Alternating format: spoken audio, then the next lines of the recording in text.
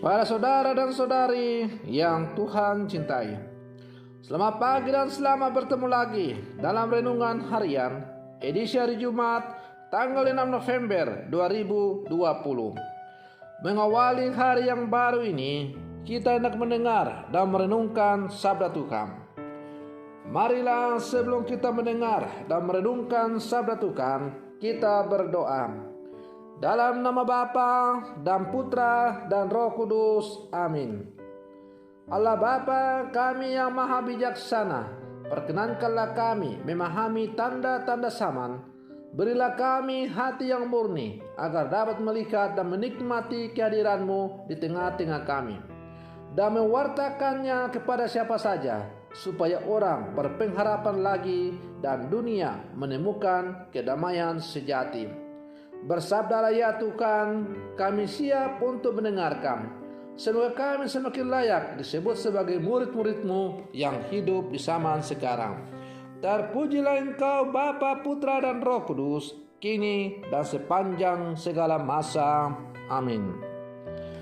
Para saudara dan saudari yang Tuhan cintai, sabda Tuhan yang hendak kita dengar untuk mengawali hari yang baru ini diambil dari Injil Lukas pasal 16 ayat 1 sampai 8. Tuhan sertamu. Inilah Injil Tuhan kita Yesus Kristus menurut Santo Lukas. Pada suatu ketika berkatalah Yesus kepada murid-muridnya, ada seorang kaya yang mempunyai seorang bendahara. Kepadanya disampaikan tuduhan bahwa bendahara itu menghamburkan miliknya. Maka si kaya itu memanggil bendaharanya dan berkata, "Apakah yang telah kudengar tentang dirimu? Berilah pertanggungjawaban atas urusanmu, sebab engkau tidak boleh bekerja sebagai bendahara lagi." Berkatalah bendahara itu dalam hatinya, "Apakah yang harus aku perbuat? Tuanku memecat aku dari jabatanku. Mencangkul aku tidak dapat. Mengemis aku malu. Aku tahu apa yang akan kuperbuat, supaya apabila aku dipecat dari jabatanku sebagai bendahara, ada orang yang mau menampung aku di rumah mereka." Lalu ia memanggil satu demi satu orang yang berhutang kepada tuannya. Berkatalah ia kepada yang pertama, "Berapa besar hutangmu pada tuanku?" Jawab orang itu, 100 tempayan minyak. Lalu kata bendahara itu, "Inilah surat hutangmu. Duduklah dan buatlah surat hutang lain sekarang juga, 50 tempayan.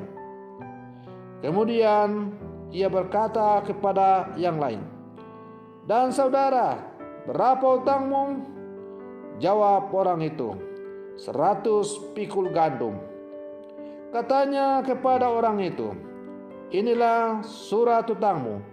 Buatlah surat hutang lain, 80 pikul."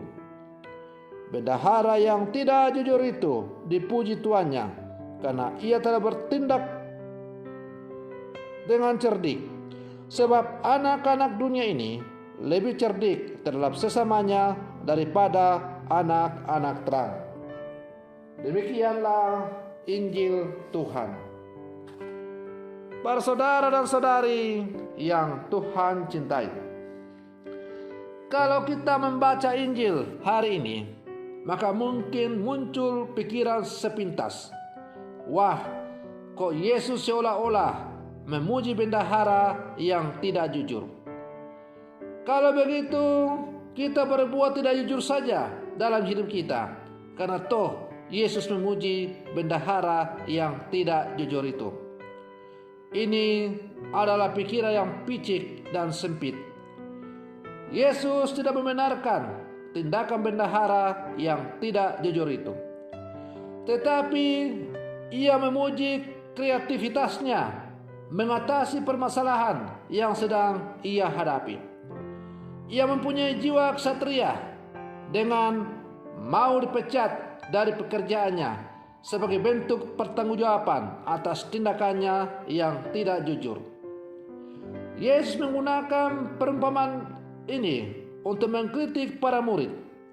Jika orang-orang yang tidak baik seperti bendahara itu bisa menggunakan akal budi untuk melepaskan diri dari persoalan yang melilitnya, apalagi para murid dan orang-orang percaya yang mempunyai Tuhan, mereka harus bisa lebih baik, lebih kuat, dan lebih kreatif dengan tetap berlandaskan pada iman.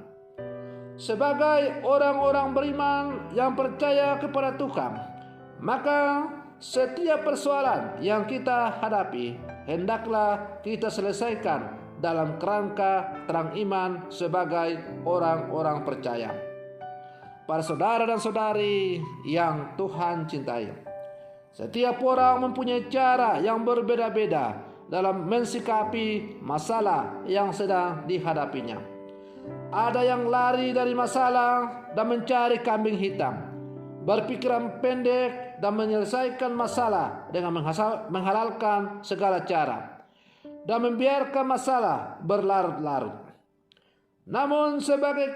Namun kita sebagai orang-orang beriman diajak untuk menghadapi setiap masalah dengan tenang, berpikiran jernih, dan berhati bersih, sehingga kita dapat memikirkan jalan keluar yang baik dan bijak sesuai dengan apa yang diharapkan oleh Tuhan. Para saudara dan saudari yang Tuhan cintai, dalam menjalani kehidupan kita sehari-hari, kita tidak luput dari berbagai persoalan-persoalan. Ada begitu banyak persoalan dan tantangan yang kita hadapi, entah persoalan di kantor, dalam rumah tangga, di kombas, di gereja, dan lain-lain. Singkatnya, bahwa selama kita masih hidup, kaki kita masih menginjak tanah, kita tidak akan terlepas dari yang namanya permasalahan itu.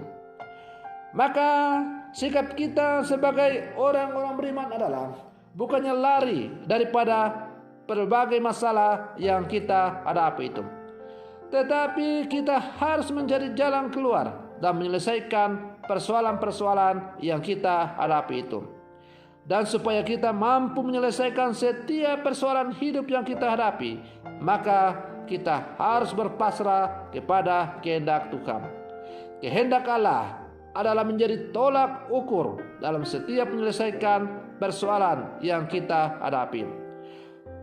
Penerangan iman kita dengan bimbingan terang Roh Kudus menjadi patokan bagi kita untuk menghadapi setiap persoalan yang kita hadapi. Para saudara dan saudari yang Tuhan cintai, sebagai orang-orang beriman yang hidup bersama sekarang, kita jangan takut menghadapi berbagai tantangan-tantangan yang silih berganti mendatangi kita. Karena tantangan-tantangan yang kita hadapi, apabila kita hadapi dalam terang iman sebagai orang-orang beriman, maka kita akan semakin diberikan kemampuan kreativitas oleh Roh Allah untuk menyelesaikan setiap persoalan yang kita hadapi. Dan satu hal yang harus diyakini dan diimani oleh setiap orang beriman adalah bahwa Allah tidak akan membiarkan kita menghadapi persoalan melebihi batas kemampuan kita sebagai manusia. Ketika tantangan itu datang, Allah telah menyiapkan sejumlah rencana-rencana yang Ia berikan kepada kita melalui penerangan Roh Kudus-Nya untuk menyelesaikan persoalannya itu.